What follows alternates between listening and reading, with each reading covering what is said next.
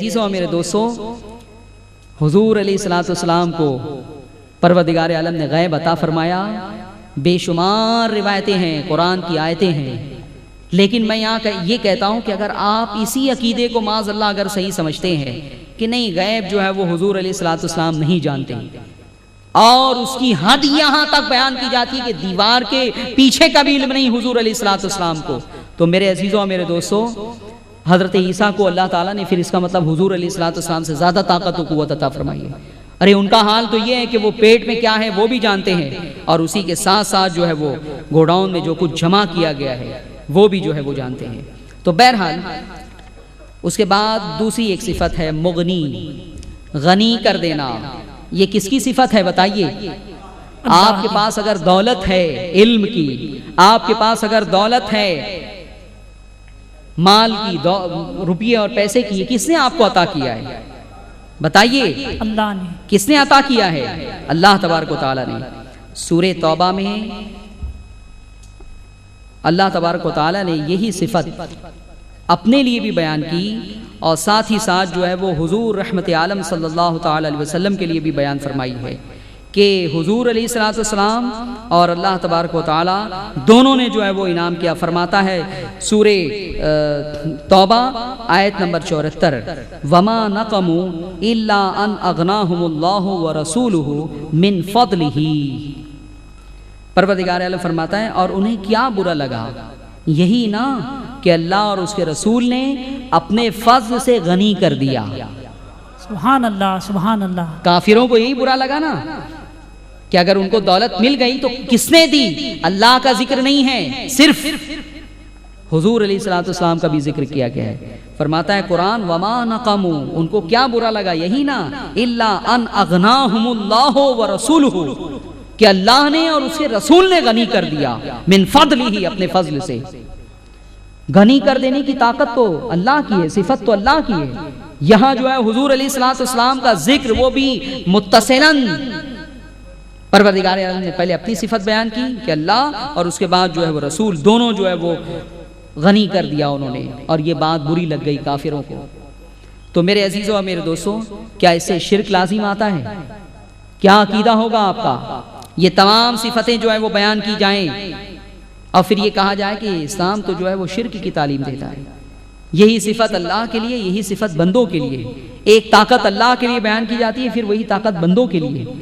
تو بات اسی وقت کلیئر ہوگی جب آپ اس قاعدے کے تحت یہ عقیدہ رکھیں کہ کسی انسان کے اندر چاہے کتنی ہی طاقت و قوت مان لی جائے، اور قرآن و سنت سے اگر وہ ثابت ہے تو ماننا ہی ہے، کتنی بھی طاقت مان لی جائے. لیکن عقیدہ اگر یہ ہو جو میں نے قاعدے کے طور پر بیان کیا کہ اللہ کی صفت ذاتی ہے، مخلوق کی ہر صفت عطائی ہے، اس کی عطا کی ہوئی. اللہ کی صفت جو ہے وہ ازلی ہے، ہمیشہ سے ہے. مخلوق کی کسی بھی صفت کو یہ خاصیت حاصل نہیں ہے. حضور علیہ الصلوۃ والسلام کی ساری خصوصیات کے بارے میں بھی ہمارا عقیدہ یہی ہے کہ حضور علیہ الصلوۃ والسلام کی تمام خصوصیت جو ہے وہ اللہ کی عطا کی ہوئی ہے.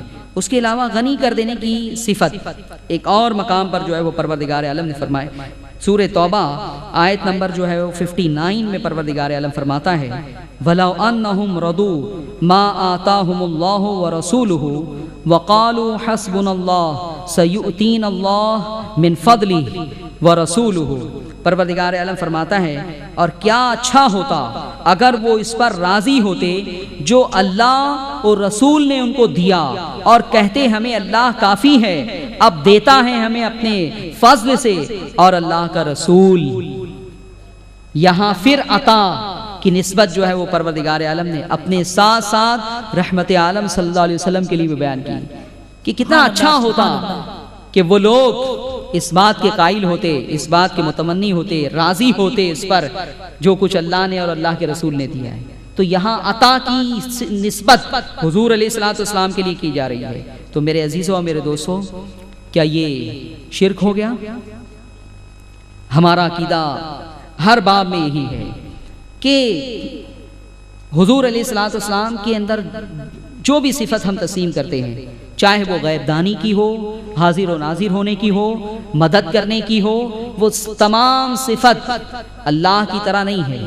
پروردگار عالم کی ساری صفت ذاتی ہے، حضور علیہ الصلوۃ والسلام کی عطائی ہے. اور اسی فرق کے ساتھ ہمارا عقیدہ ہے جس کو اس باب میں شک ہو شبہ ہو وہ اعلیٰ حضرت علیہ رحمہ کی الدولۃ المکیہ بالمادۃ الغیبیہ کا مطالعہ کر لے۔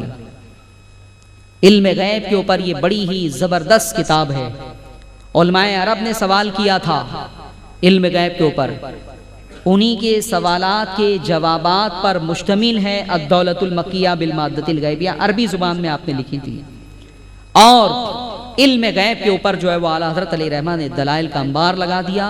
اس کتاب کو دیکھنے کے بعد علماء عرب بہت متاثر ہوئے اور فرمایا تھا آیۃ من آیات اللہ و معجزۃ من معجزات النبی، کہ ہندوستان کا یہ عالم دین اللہ کی نشانیوں میں سے ایک نشانی ہے اور رسول اللہ کے معجزات میں سے ایک معجزہ ہے۔ نعرہ تکبیر، نعرہ رسالت، نعرہ رسالت، علماء اہل سنت، مجاہد سنیت، شرک و توحید کانفرنس، نعرہ تکبیر، نعرہ تو میرے عزیزوں اور میرے رسالت۔ دوستوں الدولۃ المکیہ کا آپ مطالعہ کریں۔ اب اس کا اردو میں ترجمہ بھی ہو چکا ہے، آپ کو اندازہ ہوگا کہ کیوں علماء عرب متاثر ہوئے۔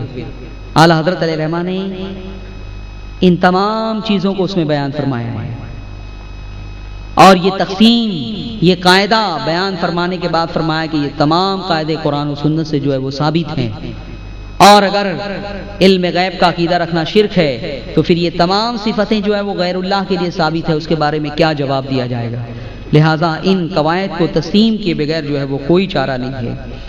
اب رہی بات یہ، قبر کے اوپر جو شخص جا کر سجدہ کرتا ہے، یہ بات ہمارے نزدیک حرام ہے۔ کیا ہے؟ حرام۔ اہل سنت و جماعت کا کوئی بھی ذمہ دار عالم نہ تحریر میں نہ تقریر میں کسی نے آج تک یہ بات نہ کی کہ قبر کے اوپر جا کر سجدہ کرنا جائز ہے۔ ہمارے نزدیک حرام اور شدید حرام ہے۔ لیکن اگر کوئی شخص واقعی اپنی جہالت کی بنیاد پہ کسی قبر پہ جا کے سجدہ ہی کر رہا ہے تو شرک کا حکم آپ نہیں لگا سکتے، شرک کا حکم۔ اور اسی بات کو لے کے ہمارے معاشرے میں بڑا انتشار ہے۔ قبر پرستی کا جو ہے وہ ٹائٹل دیا جاتا ہے، قبر پجو کہا جاتا ہے، مسلمانوں میں انتشار ہوتا ہے، اختلاف ہوتا ہے۔ میرے عزیزوں اور میرے دوستوں، آج اس مسئلے کو قرآن کی بنیاد پر آپ سمجھ لیں۔ سجدہ یہ ظاہری طور پر ایک ایسی چیز ہے کہ اگر آپ کسی کو بھی سجدہ کریں تو کوئی بھی یہی سمجھے گا کہ آپ جو ہے وہ اسے خدا سمجھ کے سجدہ کریں۔ غیر مسلموں کی بات کر رہا ہوں میں، جو قرآن اور حدیث کے اصولوں سے ناواقف ہیں۔ سجدہ ایک ایسی حیت ہے کہ آپ سجدہ کریں تو کوئی کافر دیکھ کے یہی سمجھے گا کہ یہ شاید پرستش کر رہا ہے۔ لیکن میرے عزیزوں اور میرے دوستوں، سجدے کے سلسلے میں بھی میں آپ کو بتا دوں کہ اگر کوئی کسی کو سجدہ بھی کر رہا ہے تو شریعت کی تفصیل یہ ہے کہ سب سے پہلے اس کی نیت معلوم کی جائے گی کہ اس نے اگر اس کو سجدہ کیا تو کیا سمجھ کے کیا۔ اس لیے کہ سجدے کی دو قسمیں ہیں، ایک سجدہ تعظیمی اور ایک سجدہ عبادت۔ سجدے کی دو قسمیں، سجدہ تعظیمی اور سجدہ عبادت، اور یہ بات بھی قرآن سے جو ہے وہ ثابت ہے۔